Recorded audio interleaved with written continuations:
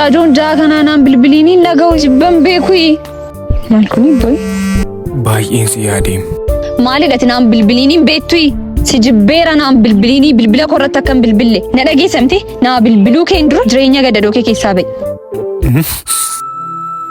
Ila sitti meera akka naan bilbille.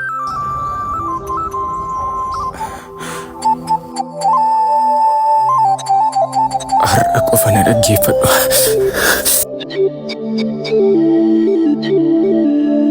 Ati kiyyaa koo naan jennaan ookuu jedheen si jalaa waadhe. Haasaan kee laphee na cabsinaan borii koofan si abdadhe. Gurri koo kan nama biraa kan dhageenyetti iji koos si malee eenyuun iyyuu kan ilaalletti na abboomadhe. Si malee siif malee jedheen of qonxoxeen of qusadhe. Sagalee waamicha dhibboota keessaatti suuqee dhoowwadhe. Gonfoo mataa kee irra ka'een onnee koo irratti si muude ulfinaanin si simadhe.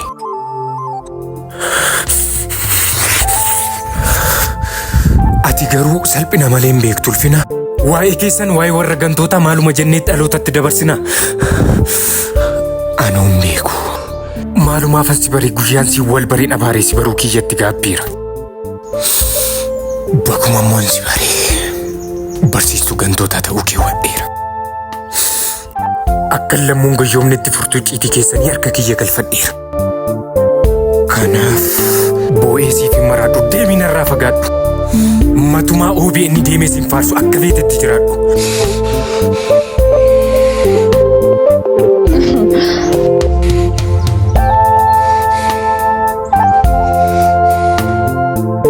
Injifachuun qaba.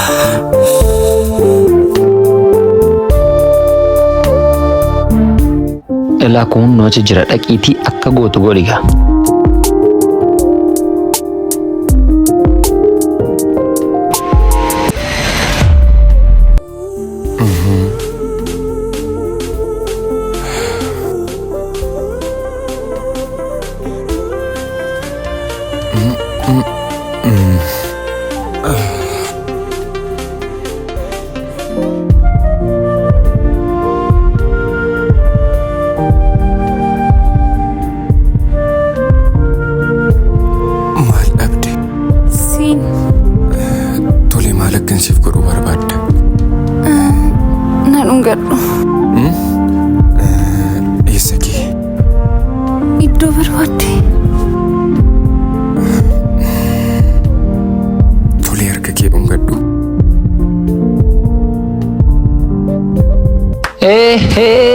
Isa durbaa beddoo hin qabne isa dhimmuma durba tokko hin qabne duruunfatee ndaa'edoo.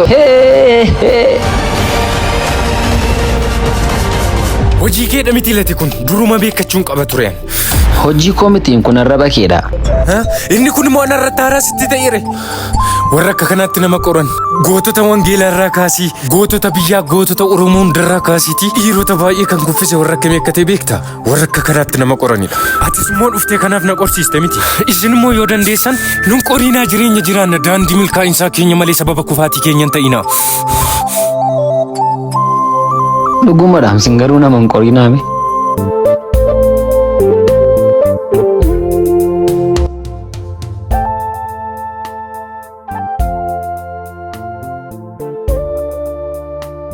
Akkati jaalallee hin qabne dhageen dhufe.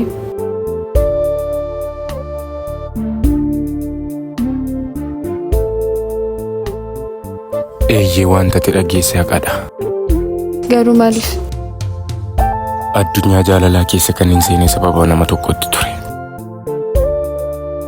Erga isheen addunyaa koo keessaa duutee nama kamiinuu keessummeessuuf fedhan godhanne.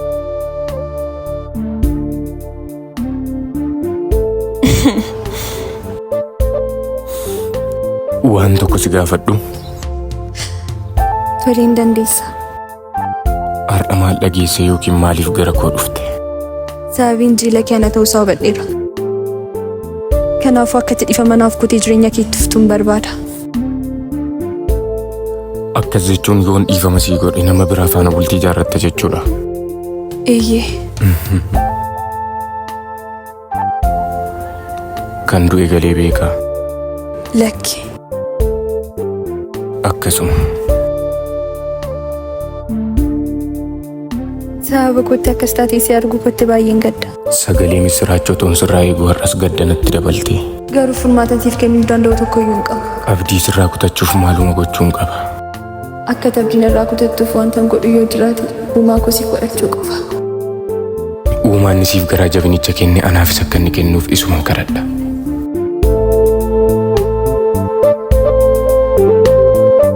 Siifoo maal taate maaliif na dhiphista maal akka taate maaliif natti himtu ati?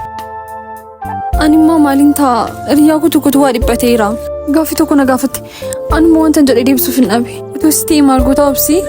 Utuu si ta'e maal gaaffii akkamiidha kun waan isheen siin jette otoo natti himi maal siin jechuu hin danda'a? Maal siin jettee? Kanaan dura jaalalli wayii qabdi turte. Waggaa tokkoof wajjin turan. Turti waggaa tokko booda kabaja keenyaaf laachuu qabdaatti hin jedhe. Isheen immoo gonkumaa magaalii wajjin hin jaarannutti wanta kana goonu jettee mariisiste. Inni garuu ishee dhaga'uu hin dandeenye dirqama akka ta'uu qabutti. Kanaachi gargar baanaatti hin jedhe. Tole sana booda'u. Ammas turtii waggaa lamaa booddee nama biraa wajjin wal barte. Isa kanaan duraa jaallattu caalaa isa kana baay'ee ma jaallattiin. Garuu maal bu'aa qabare? Innis akkuma isa sanaa gaaffii wal fakkaataa gaafate. Ahaa akkas jechuun innis yoo waliin ciisne malee adda baanaa jedheeni. Eeyyinoo isheenis kanaaf jettee waan lama gidduutti dhiphachaa jirti. Yoon kabaja koo kenneefis yoon hin kennuufis ta'e nan dhabaanii laata jettee yaaddoftee imimmaan ishee buustee na gursimee jettee na gaafatte. Maal kun godhu wallaalloofsi. Kana deebisuu maaliif sitti cimare? Asirratti waa'ee abbaa koo tokkoon sii kaasa. Abbaan koo sangaa boriif abdatu sangaa bor qarshii guddaatti gurgurachuu barbaadu yookiin immoo bor foon isaa nyaachuu barbaadu har'a kunuunsa ta'a sirriitti dallabata. Sangaa ishee boriif hin barbaanne immoo har'uma ishee gurgurata yookiin immoo har'uma ishee qalee nyaata.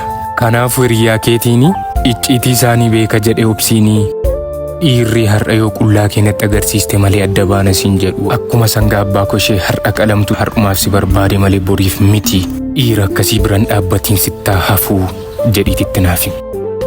Firii ta'e immoo hin deemna.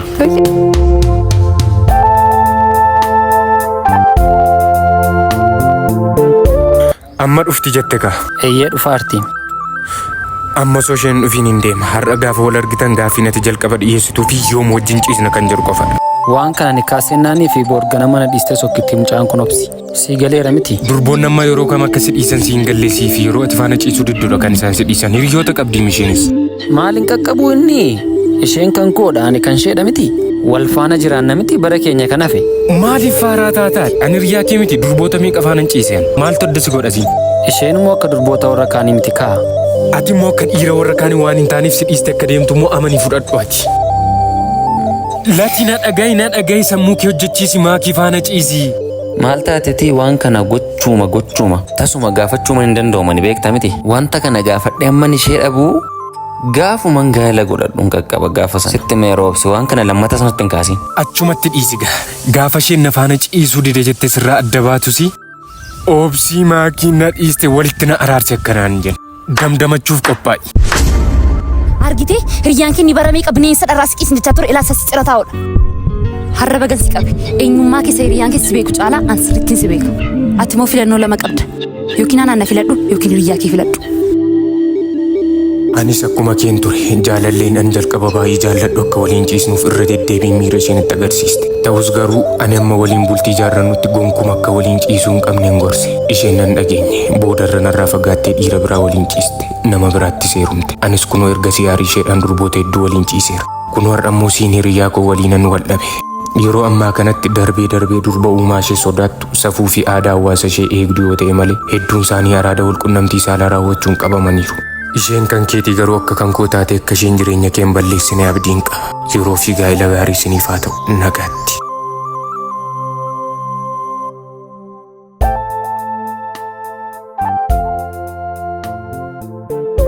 Dammaa guyyaa guyyaan naa kottume yeroo hundumaa. Si gurbaa siin jechaa jira. Jettee wayyaa latiffattee deemutti kaatee isayyuu san kennaa godhee biteef xiqqoo mashiin kaanuftu. Mallayyummaa keenan sin jaallattu anaan nistuneeti. Giifti utuuf kabajjee xuruu natti fakkaata. Isayyuu asii olaa softaam. Ati ergan jaallattaan ta'e bittuufi. Maal si gasheesi? Isaan wal jaallatanii hiriyyummaadhaan namni kan isaan wal ilaalchaa jiran. Maal jechuudha san kennaa godhee faffatee naanna'aa miti yookiin immoo si wajjin ittiin suuraa ka'aa miti. Tole lammaffaan ergifadhu dhiifama dhugaa dhiifama. Qabi gadi gadhiisachi. Toli asii deemi. Ati mee akkana dubbachuu dandeessatti bituuf hin dandeessu ati? Hin deebisaaf uffata kana namni hin deebisaaf deemasiiti. Latii takkaa kootu meerifadhu fuulduruma keen jira. Gaafa inni qullaa dhimmaaf calleetti ilaaltaan akkuma latii koof biteef ati isaaf hin bittu? Na gorsaarta? Maaliin si gorsaa isaan baay'isanii? Fuula lammaffaatti hin deebi'u dhiisi. Gadhiisi. Nan qabinilaa. Deemasi. Maayini rakkoo jiramu? Dhuftee gooftaa koo sababiis jaalladhuuf kennaa godhee waan asii biteefidhaan nees na tuffattee isaaf laatte. Deebinaa kindi kasin hin jedhamti? Of jaallachisuuf dhagaammati. Tasgabbaa'ime maal taateeti? Maaliif akkas taata? Maaliin tasgabbaa akkamitti kennaa isa silaadhee isaaf laattaan siin jedhe? Yoonni qullaa deemee ati itti bitu qabda moo? Ayyiyyummaa ammati boquu na cabsite baran keessaa baheen dubbadha. Na dhaggeeffadhu maaki uffata kee yoo ta'e gatii isaa dachaa godheen sii kenna. Atarra riyyaa akkasitti salphistu boora sanas akkasumatti salphista. Amma jeekoo duraa sokki. Ana maakiidha amma abbaattaa isaartu garuu beektaa? Sababa kootti jaalallee kee baay'ee jaallattu loltaa latii dhiisi. Eeyyeesumaan harka koorraatu waan fudhatiin amma naa deemi. Deemi siin jedhee. Boquu keeloo qabeeti immoo. Namnamuma yaadu dubbata garuu sababa kootti akkas wal loluun keessan immoo natti hin tolle. Maal jechuudha? Namni namummaa isaadhaan nama hin kabajne akkamitti jaalallee koo ta'uu danda'a? Sababii kootti waan hin taane keessa galtan atillee sitti hin dhagaamin dhiifama. Rakkoon qabu galatoomi. Hayyee kan hin deemna.